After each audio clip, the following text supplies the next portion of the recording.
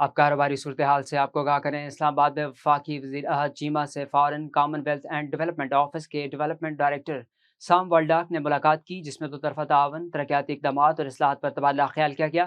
وفاقی وزیر احد چیمہ نے کہا کہ اقتصادی استحکام حکومت کی اولین ترجیح ہے۔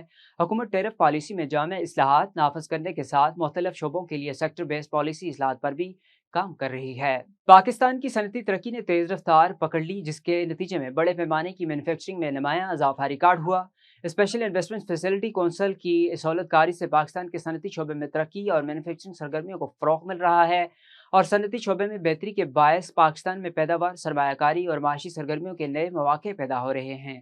امریکہ اور ایران کے درمیان ایک دوسرے پر حملوں کے تسلسل سے آبناء ہرمز کی بندش، فی بیرل خام تیل کی عالمی قیمت $100 کی سطح پر آنے، امریکی فیڈرل ریزرو کے اگلے ہفتے کے اجلاس سے قبل سود کی بلند شرح کو تقویت ملنے سے عالمی اور مقامی صرافہ مارکیٹوں میں سونے اور چاندی کی قیمتوں میں کمی کا رجحان۔ بین الاقوامی بلین مارکیٹ میں فی اون سونے کی قیمت $46 کی کمی سے $4050 کی سطح پر آ گئی۔